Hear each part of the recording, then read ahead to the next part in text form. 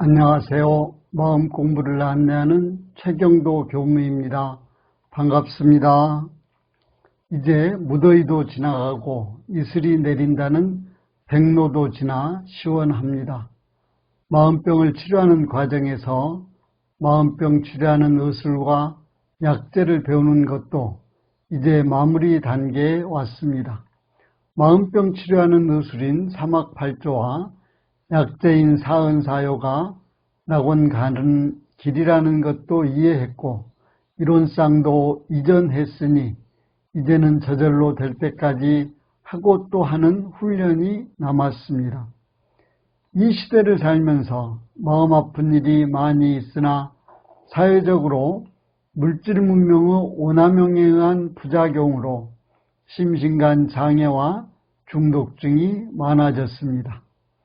이 병이 어디로부터 오는가 생각해보면 선천적으로 타고나기도 하나 후천적으로 개인의 욕심을 관리하지 못함에서 오는 안타까움을 금할 수 없습니다. 그래서 정전 정신수양의 목적에 보면 천지만엽으로 버려가는 이 욕심을 제거하고 온전한 정신을 얻어 자주력을 양성하기 위하여 수양을 한다고 하였습니다. 오늘은 수양하는 방법 가운데 염불법을 소개하겠습니다. 유정물은 배우지 아니하되 근본적으로 알아지는 것과 하고자 하는 욕심이 있는데 그 가운데 최령한 사람은 보고 듣고 배우고 하여 아는 것과 하고자 하는 것이 다른 동물의 몇 배 이상이 되므로 그 아는 것과 하고자 하는 것을 취하자면 예의 염치와 공정한 법칙은 생각할 여유도 없이 자기에게 있는 권리와 기능과 무력을 다하여 욕심만 채우려 합니다. 그러다가 결국은 패가망신도 하며 번민망상과 분심초조로 자포자기의 염세증도 나며 신경쇠약자도 되며 실진자도 되며 극도에 돌아가 자살하는 사람까지도 있게 됩니다. 조울증이나 조현병으로 어려움을 겪는 사람을 가끔 볼 수 있는데 이의 치료는 약물 치료와 명상요법이 함께 사용되어야 할 것으로 생각됩니다. 이제 세상이 변하여 명상에 관한 관심도 많아졌고 차차 마음 공부를 찾는 이들도 많아지리라 봅니다. 정신을 수양하여 정신의 자주력을 얻기 위한 방법이 염불과 좌선과 주송입니다. 염불과 주송은 이웃 사촌이라 생각하면 결국은 염불과 좌선입니다. 정전에 보면 염불은 우리의 지정한 주문 한기를 연하여 부르게 함이니 이는 천지만엽으로 흩어진 정신을 주문 한기에 집주하되 천년만년을 오직 일념으로 만들기 위함이다 하였고 또 염불이라 함은 천만가지로 흩어진 정신을 일념으로 만들기 위한 공부법이요 순역경계에 흔들리는 마음을 안정시키는 공부법이다 하였습니다. 염불의 목적이 천가지 만가지 생각으로 흩어진 의식을 한마음으로 만들기 위함에 더하여 순역경계에 흔들리는 마음을 안정시키는 공부법이라 하였음을 주목해야 합니다. 염불은 주문 한기를 연하여 부르게 하는데 염불의 문구인 나무아미타불은 우리말로 무량수각에 귀의한다는 뜻입니다. 과거 불교에서는 부처님의 실력에 의지하여 서방 정토 극락에 나아가기를 원하며 아미타불의 이름을 염송하였습니다. 그러나 원불교에서는 내 마음의 아미타불을 발견하여 자성극락에 돌아가기를 목적합니다. 우리의 마음은 원래 생멸이 없으므로 곧 무량수라 할 것이요 그 가운데에도 또한 소소영령하여 매하지 아니한 바가 있으니 곧 각이라. 이것을 내 마음속의 아미타불이라고 하며 우리의 자성은 원래 청정하여 죄복이 돈공하고 고뇌가 영멸하였으니 이것이 곧 여여하여 변함이 없는 자성극락입니다. 염불하는 사람이 먼저 이 이치를 알아서 생멸이 없는 각자의 마음에 근본하고 거래가 없는 한 생각을 대중하여 천만 가지로 흩어지는 정신을 오직 염불 일념에 그치며 순역 경계에 흔들리는 마음을 무의할라 그 지경에 돌아오게 하는 것이 참 염불의 공부입니다. 처음 염불을 할 때에는 내 마음에 일어나는 온갖 생각이 한 마음이 되면 일념이라 하며 염불할 때 운곡을 맞추기 위하여 목탁이나 푹을 치기도 합니다.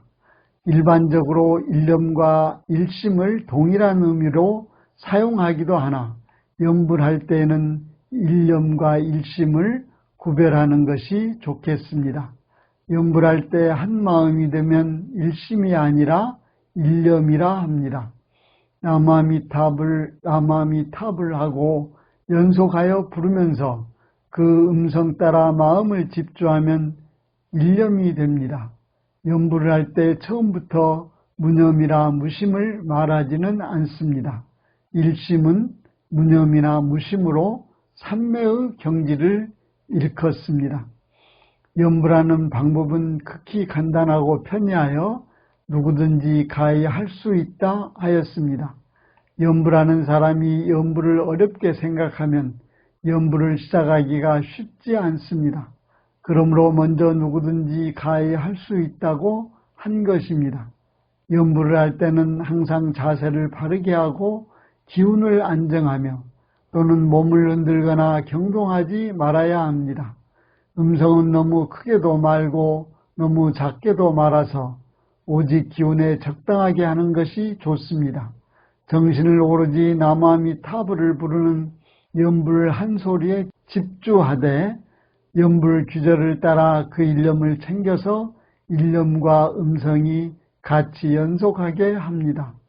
염불을 할 때에는 천만 가지 생각을 다 놓아버리고 오직 한가한 마음과 무의 신경을 가져야 하며 마음 가운데 외부를 구하여 아미타불의 형상을 상상하거나 극락장엄을 그려내는 등 다른 생각은 하지 말아야 합니다. 마음을 붙잡는 데에는 염주를 세는 것도 좋고 목탁이나 북을 쳐서 그 운곡을 맞추는 것도 필요합니다. 염불을 실생활에 응용하게 되는데 무슨 일을 할 때나 기타 행주자와 간에 다른 잡념이 마음을 괴롭게 하거든 염불로서 그 잡념을 제치하는 것이 좋습니다. 그러나 만일 염불이 도리어 일하는 정신에 통일이 되지 못할 때에는 일을 중지하는 것이 좋습니다. 또 염불은 항상 각자의 심성 원래를 반조하여 분한 일을 당하여도 염불로서 안정시키고 탐심이 나도 염불로서 안정시키고 순경에 끌릴 때에도 염불로서 안정시키고 역경에 끌릴 때도 염불로서 안정시키는 것이 좋습니다.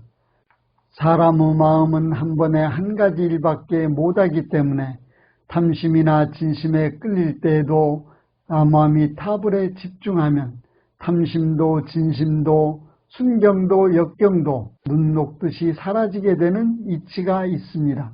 그러므로 염불의 진리를 아는 사람은 염불을 활용하는데 소리 없는 염불 일성이 능히 백천사마를 항복받을 수 있습니다. 그러나 일념의 대중이 없이 입으로만 하면 별 효과가 없으므로 소리는 없어도 마음으로 하는 염불이라도 일념의 대중이 있시 하고 보면 바로 삼매에 들 수도 있습니다. 자본주의 세상에 돈이면 다 해결할 수 있다고 생각하는 사람도 있으나 세상에는 돈으로 살 수 없는 것이 많습니다. 특히 정신수양의 효과인 염불과 좌선의 공덕은 돈으로 살 수 없는 보물입니다. 염불을 오래하여 그 힘을 얻고 보면 경거망동하는 일이 차차 없어지며 육군 동작의 순서를 얻으며 병고가 감소되고 얼굴이 윤활하여지며 기억력이 좋아지며 인내력이 생겨나며 착심이 없어지며 사심이 정심으로 변하며 자성의 해광이 나타나며 극락을 수용하며 생사의 자유를 얻게 되는 10가지 이익이 있습니다. 염불과 좌선은 한 가지 정신수양 과목으로 공덕은 동일하다 할 것입니다. 정산종사는 염불에 몇 가지 단계가 있으니 부처님의 명호를 입으로만 외우거나 그 상호 등을 생각하고 있는 것은 하열한 근기의 염불이요, 부처님의 원력과 부처님의 마음과 부처님의 실행을 생각하여 염불 일성에 일념을 집중함은 진실한 수행자의 염불이다 하였습니다. 오늘은 염불법에 대하여 공부하였습니다. 다음 시간에는 좌선법을 소개하겠습니다. 오늘도 마음 공부 잘하여서 새 세상의 주인 됩시다. 감사합니다.